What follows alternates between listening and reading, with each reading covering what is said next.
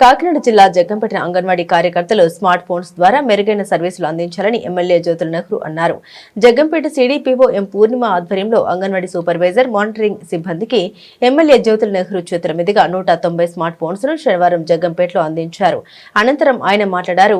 అంగన్వాడీ సిబ్బంది smart phones ద్వారా మేలైన సర్వీసులు అందించాలని, డిజిటలైజేషన్ కోసమే స్మార్ట్ ఫోన్స్ అందజేయడం జరిగిందన్నారు. ఈ కార్యక్రమంలో టీడీపీ నాయకులు, సూపర్వైజర్స్, అంగన్వాడీ కార్యకర్తలు తదితరులు పాల్గొన్నారు.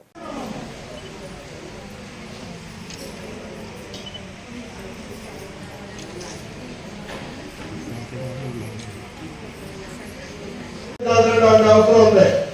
దృఢమైనటువంటి స్త్రీ ఈ సమాజంలో ఉండాలి. అప్పుడే సమాజం ఆరోగ్యవంతమైనటువంటి సమాజంగా తయారవడానికి అవకాశం ఉంది. అది ఎప్పుడు ఉంటుంది? మనం మినిమం 22 సంవత్సరాలు దాటిన తర్వాత, నిన్నదాకా 18 అనుకున్నాం, 18 కూడా కరెక్ట్ కాదు.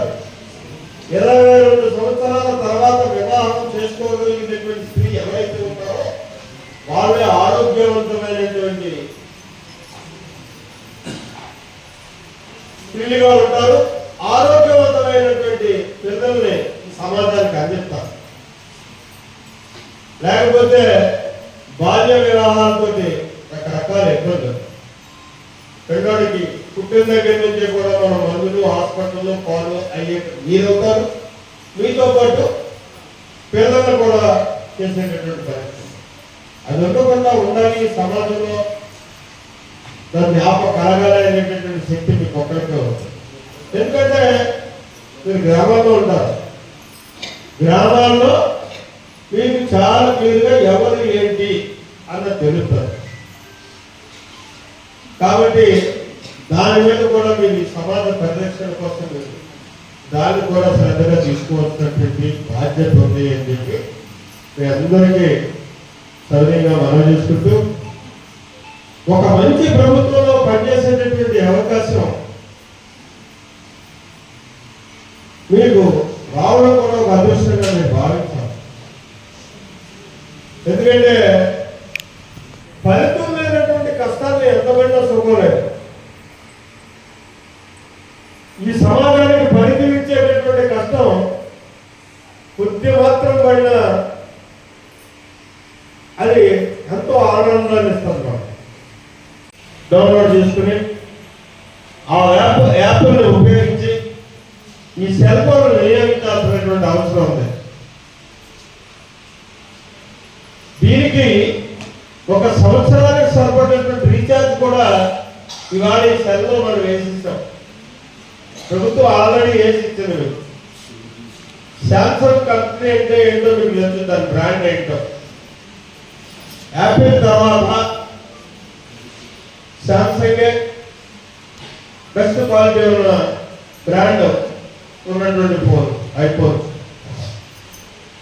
అది కూడా 5G.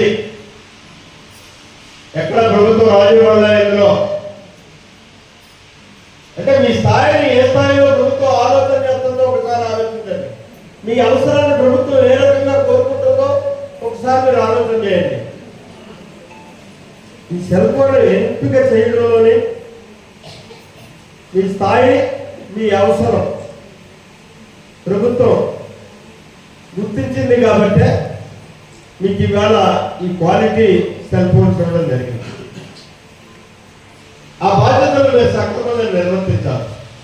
అందులో ఒక బాలల్ని సత్ప్రవర్తకులుగా తయారు చేయడమే కాదు, సమాజంలో ఉన్నటువంటి రుగ్మతలను కూడా అరికట్టాల్సినటువంటి బాధ్యత మీ మీద ఉంది. ఏంటంటే ప్రధానంగా ఉండే రుగ్మతలు అంటే నేను అనుకుంటున్నాను, మరి మీలోనే చాలా మంది బాల్య వివాహాలు చేసుకున్న వాళ్ళు ఉంటుంటారు. మీ పెద్దలు ఆ రోజు ఆ రకంగా చేసి ఉండొచ్చు. లేకపోతే మీరంతా విద్యావంతులే, చదువుకుని మంచి ఉన్నతమైనటువంటి ఉద్యోగాలు ఇలా ఇక్కడ కూర్చునేటటువంటి పరిస్థితి కలుగుతుంది. ఆ అవకాశం లేక కొంతమంది ఆగిపోతే, ఆ అవకాశం ఉండి కూడా వివాహం అనేటటువంటి ఈ అడ్డుకోవడంతో మీరు చాలా మంది సమాజంలో ప్రతి ఒక్కరికి కూడా జీవించగలిగేటటువంటి వ్యవస్థను రూపకల్పన చేయాలనేటటువంటి తాపత్రయంతో పనిచేస్తున్నటువంటి ప్రభుత్వం ఈ రాష్ట్రంలో పనిచేస్తుంది. దానికి మన ముఖ్యమంత్రి చంద్రబాబు నాయుడు గారు చాలా సమర్థుడు. ఆ సామర్థ్యంతో సమర్థంతో మీకు జీతాలు పెంచే అవకాశం ఉంది అని చెప్పేసి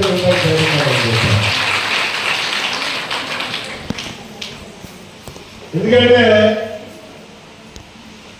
మీకు సరిపడినటువంటి వనరులు సమకూర్చినప్పుడు చిన్న చిన్న తప్పులు కూడా చేయడానికి అవకాశం ఉంది. ఇచ్చినటువంటి పప్పులు పక్కన పెట్టడానికో, ఇచ్చినటువంటి బియ్యాన్ని వెనక వేయడానికో, కోడిగుడ్లు పక్కన పంపించడానికో ఇలాంటి అవకాశం ఉంది. ఎప్పుడు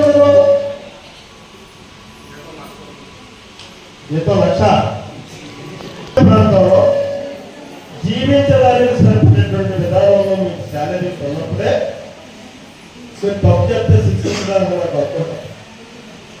ఇప్పుడు విలేకరులు ఇంతవరకు డేటాబేస్డ్గా జీతాలు ఇచ్చేవారు. ఆ పేపర్లో రాసిన దాన్ని బట్టి ఇన్ని అమలు వస్తే ₹200 అయితే జీతాలు ఇచ్చేవారు. ఇప్పుడు పైవాడికి జీతాల్లో 7 కేజీలు ప్రజల కొడుకు గెలవని చెప్పేసి ఒక గొట్ట ఇచ్చేసారు.